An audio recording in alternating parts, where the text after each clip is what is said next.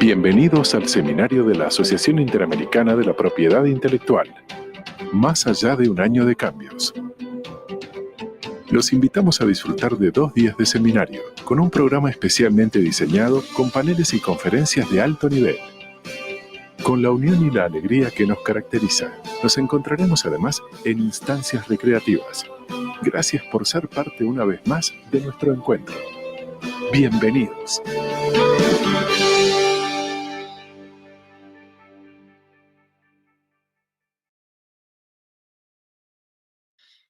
Buenos días, buenas tardes o buenas noches, dependiendo del lugar donde se encuentren. Sean ustedes bienvenidos a la ceremonia de apertura del seminario de la Asociación Interamericana de la Propiedad Intelectual, ASIPI, más allá de un año. Beyond a year of changes. We would like to thank all the representatives of international and Latin American associations, as well as representatives of different international associations and from the Latin American region.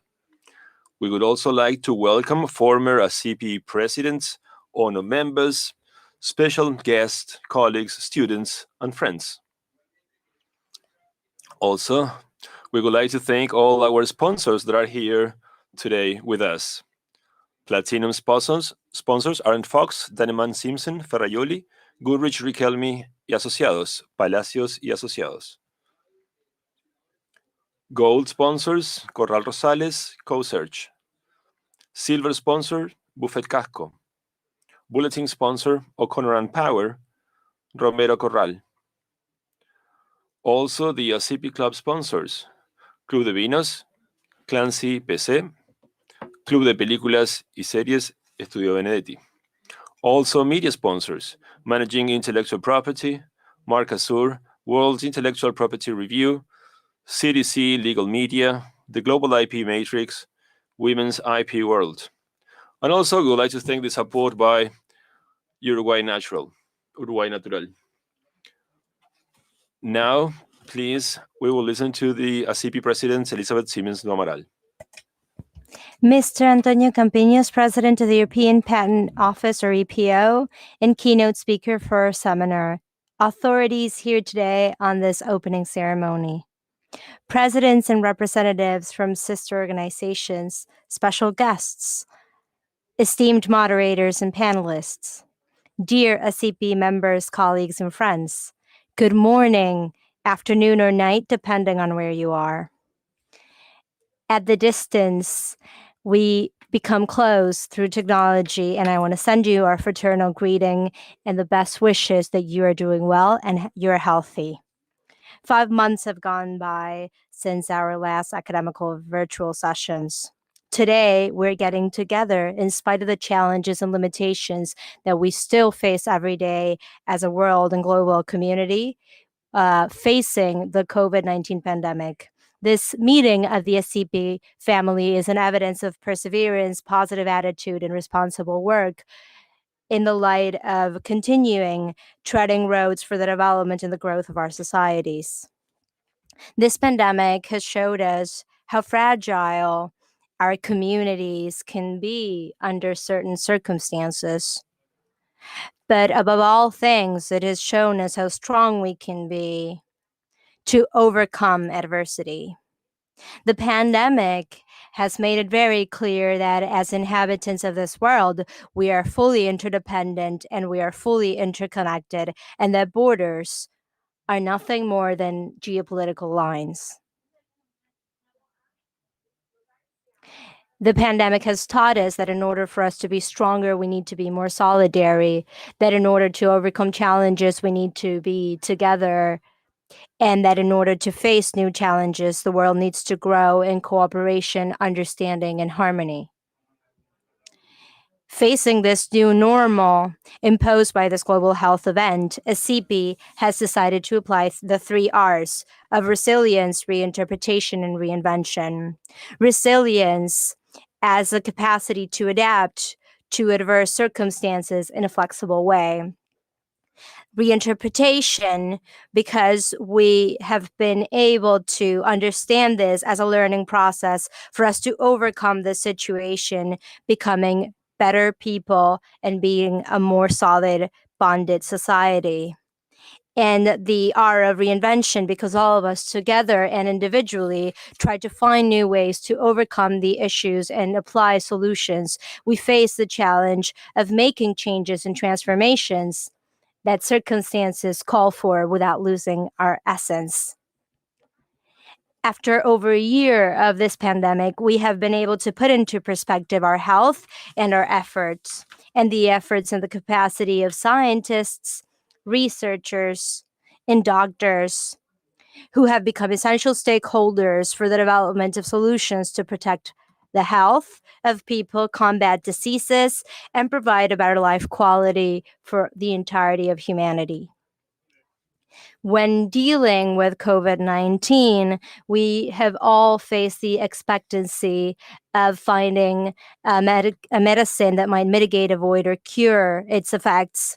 And in this 2021, at the global scale, vaccination has gone underway that allows for the generation of antibodies and mitigate the effect that this virus might have on our health. This vaccine for COVID-19 has brought hope for humanity in light of this challenge that allows us to stand our ground towards the recovery of economies and the recovery of our common community life. Today, we ratify that innovation in the area of medicine and pharma has been essential in order for us to improve the quality and the life expectancy. The intellectual property system is a tool that stimulates investments and the development of new medicine. And this is something that states and governments can't do by themselves. In particular, the invention patent system is a system that generates a balance between the interests of communities by providing solutions for problems that ail the community or by providing solutions for their needs, as well as it provides a balance for the risk, the investment, the time, and the effort we need to achieve those solutions. Given emergencies such as the ones that we are undergoing right now, there are those who question intellectual property, forgetting that without intellectual property, those solutions would have hardly come about, or perhaps they would have hardly come about as soon as they did. And it's because of that that we understand that we need to promote a dialogue and a discussion that is objective and balanced with regards to intellectual property and the need of using intellectual property to deal with a global emergency. As a matter of fact, this intellectual system, of which most countries of the world are a part of, provide for flexibility that might be invoked in a reasonable way when dealing with emergencies. And without a shadow of a doubt, the topic of patent law within the pandemic has been specifically interesting for us, and it will be an interesting topic to discuss in the seminar as well. This pandemic has also made us deal with the challenge of how to deal with the isolation that was necessary at the beginning of the pandemic to avoid the spread of the virus, and to think about how we can go back to our activities while we coexist with the virus. Changes have also been accelerated, and we have been surprised by the coming about of technical tools and solutions that seem distant for us. 2020 has truly been a turning point for humanity, and we have had to quickly adapt with the support of new technologies to different work, interaction, social coexistence, and family coexistence methods. 2020 has been only the tip of the iceberg for technological change, digital transformation, and for a new innovation route. This, of course, demands for a revision and an updating of rules, standards, models, business practices, and certainly of intellectual property, because intellectual property is presented as a medium that allows for stimulating and gives certainty to innovation processes. It is precisely within this new scenario of the immediate future where this seminar is focused. The event today has as an objective first to support our members to get ready to get to the end of this tunnel that we are all in. It also focuses on helping you in your efforts to adapt, reinterpret, and reinvent, for which we will be using the vision, the experience, and the strategies suggested by a wonderful group of speakers. Among these keynote speakers are Antonio Campinos, Miki Miñas, and Aurelio López Taruela. The select group of speakers will tell us about artificial intelligence and the IP system, social platforms and freedom of speech, the needs of technical startups in Latin America, the patentability of new technologies, trademarks as a living organism, compulsory patent licenses in the context of the COVID-19 pandemic, the new music industry, non-fungible tokens, among other topics that are especially relevant in our current context. Additionally, we will be focusing on one of the main aspects that cause concern among our members, that is networking. Throughout the decades, firms dedicated to this particular practice have strengthened their professional networks through face-to-face encounters, but suddenly in 2020, everything changed. This particular seminar will also be focusing on this particularly relevant topic. Within ASIPI, we have managed to remain united thanks to technology, and we have adopted leisure and fun strategies such as ASIPI Fit and ASIPI Club with the objective of remaining close and connected. Throughout this seminar, these activities will also be present, and I am certain that you will definitely enjoy them. I also want to take this opportunity to invite you to visit the area of speakers, participate in our bingo, and participate in our closing ceremony Tuesday with a DJ. In short, I am sure that all the ASIPI members are a part of a team that faces challenges with creativity and positivity.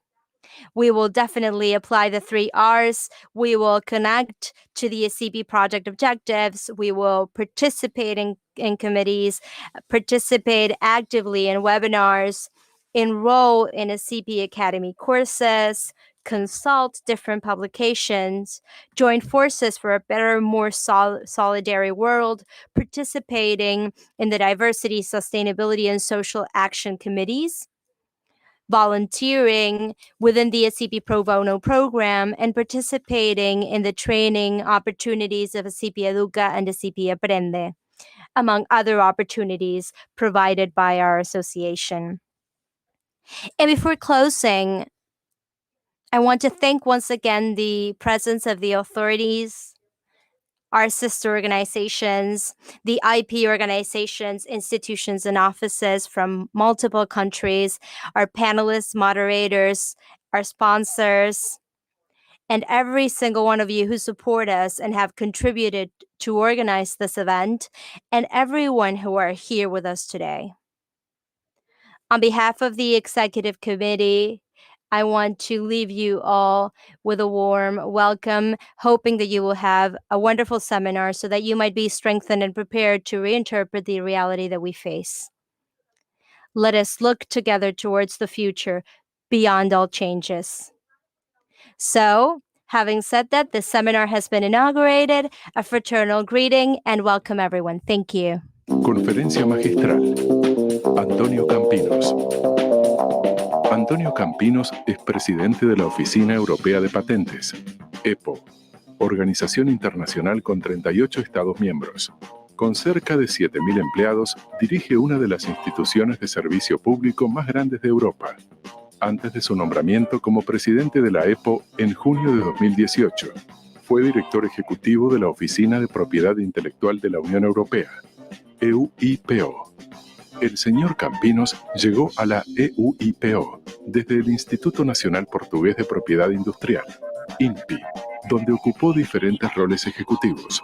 Se incorporó al INPI en 2000 como director de marcas y en 2005 fue elegido su presidente. De nacionalidad portuguesa con un máster en Derecho Público y Estudios Europeos Avanzados. Inició su carrera en 1998 en el sector de la administración pública en Portugal en el Ministerio de Economía e Innovación, como asistente del vicesecretario de Estado del ministro. El señor Campinos fue galardonado con el título de doctor honoris causa de la Universidad de Alicante, España, en 2017. También fue incluido en el Salón de la Fama de la Propiedad Intelectual de la revista Intellectual Asset Management, en reconocimiento a su importante contribución al derecho y la práctica de la propiedad intelectual.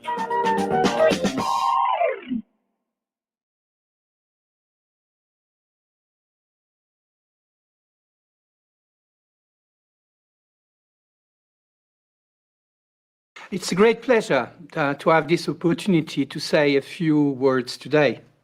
Even though we can't meet in person, I'm grateful to have this chance to focus on some of the themes that have come up in the last year.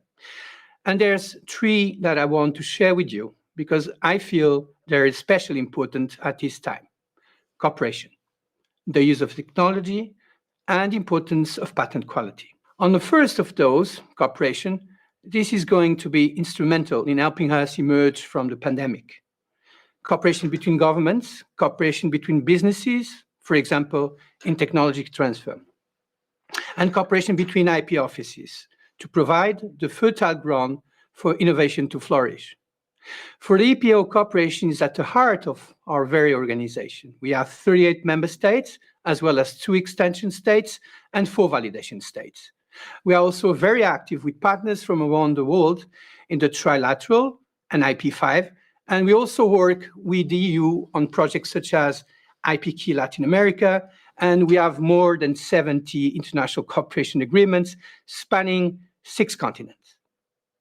I especially want to mention the reinforced partnerships we have with Argentina, Brazil, Colombia, and Mexico, as well as the Advanced Technical Cooperation Agreement with the United States. Effectively, these reinforced partnerships allow partner offices to take advantage of EPO's patent examination results. This improves timeliness, efficiency, and quality. And in turn, it also releases resources so they can focus their efforts on supporting national innovation ecosystems. To give just one example, the reinforced partnership with INPI in Mexico was implemented in 2020. In a very short space of time, productivity and timeliness have increased by 200%. INPI has performed over 4,000 reuse cases and issued over 1,100 direct grants based on corresponding EPO decisions to grant. That's reduced the backlog of pending applications within an EP family member by 1/3. So as you can see, cooperation has rapid and tangible benefits. One of the reasons cooperation is so important is to help us manage growing demand for patents while maintaining quality. In 2020, the EPO received just over 180,000 patent applications. Despite a small decline overall, we saw significant growth in areas such as pharmaceuticals, biotechnology, and medical technology. But what's really interesting is that more than half, in fact, 55% of patent applications came from non-European countries, and 1/4 of the total came from the United States. So it's very important for us at EPO to work with our partners around the world to understand applicants' needs and to make processes as clear and transparent as possible. To help with that, we recently expanded our SACEPO working party on quality to include representatives from outside Europe. And we are very pleased to have a number of practitioners from the Americas taking part in that. So I would like to thank ASIPI for its participation and input. When we work together in this way, we can overcome some of the challenges we face and improve predictability for inventors and third parties. A great example of cooperation in practice are the efforts being made to work together on new emerging technologies and artificial intelligence. Here, we're working alongside our IP5 colleagues in China, Korea, Japan, the US, and WIPO, as well as industry representatives. In 2018, we hosted an expert roundtable in Munich on the legal aspects of patenting of AI. That led to a task force, which is identifying that areas that can benefit the most from joint IP5 responses. In particular, it's explored the benefits of cooperation in AI-supported office operations, such as automatic classification and machine translation. For patent offices, AI will help us ensure the patent system remains relevant and delivers high quality. For example, we have around 130 million patent documents on our ESPASnet database. How do we ensure everyone can find what they need? AI is, of course, part of the answer, not to replace humans, but to improve searching and speed up mundane tasks, to help categorize prior art, which supports higher quality, and to ensure that each patent application goes to the most relevant team, to the most relevant division of examiners. Of course, there are also questions about the examination of patent applications for AI inventions.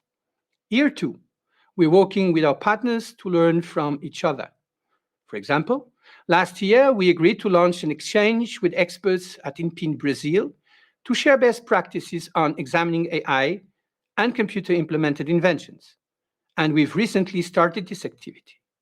This should improve understanding of EPO examination practice and make it easier to interpret EPO decisions. We're currently exchanging written information, and we agreed with ENG to host a public seminar together with EPO experts later this year. Another area where we're having discussions with our partners is about how life will be different after the pandemic. At EPO, we've experienced a rapid digital transformation in the past year. We've distributed thousands of laptops to enable our staff to work remotely and launch new digital workflows for search and examination. We've also accelerated video conferencing for oral proceedings in examination and opposition. Video conferencing is now the default for all hearings until at least September this year. That's important not just because it ensures timely decisions and keeps the wheels of justice turning. It also increases transparency, inclusivity, and accountability, and it promotes knowledge transfer. To give one example, we broadcasted an enlarged Board of Appeal hearing online in July last year. More than 1,500 people logged in. What a great learning opportunity. You could never do that before video conferencing. Recently, our office also hosted the European qualifying examination online for the first time, and soon we'll be launching a new European Patent Administration and Paralegal Certificate, which will be open to all formality officers in EPO countries, including our own staff, and it will also be fully digital from day one, allowing more people to participate. And on 17th June, we'll be hosting the European Inventor Award online for the first time. This is sure to be a memorable occasion, and I warmly invite all of you to join us for the online event. As we assess the impact of these changes, it's clear that the way we work is being transformed permanently. At EPO, we recently shared the draft document on Towards the New Normal with external stakeholders, including users, and of course our member states. This assesses how we need to adapt to ensure we remain one of the world's leading IP office. It's not the final word, of course. In these unpredictable times, we will continue to respond to developments and learn lessons where we can. But based on our initial findings, it's clear that the EPO will be defined by an increasingly digital workspace. Our challenge is to ensure this corresponds to the organization's mission and values and delivers the highest levels of service. This is likely to mean some new initiatives, of course, a new teleworking framework, enhanced digital workspace, and a revised vision for our buildings. Some of these initiatives will involve complex legal and practical dimensions, which we will have to address thoroughly. I want to stress that stakeholder input is very important here. So, as we assess these changes, we'll continue to hold discussions with our partners to learn from each other's experiences, share best practices, and avoid duplication of work where possible. We're all on this journey into the new normal. It will mean big changes in some ways, but I'm confident that together we'll deliver a patent system that prioritizes quality, promotes its accessibility, incentivizes innovation, responds to the needs of our stakeholders in an altered landscape, and of course introduces greater transparency so we can show the full potential of the patent system. Remains to thank you very much for your attention and to wish you well with the rest of today's seminar and look forward to the time where we can meet in person.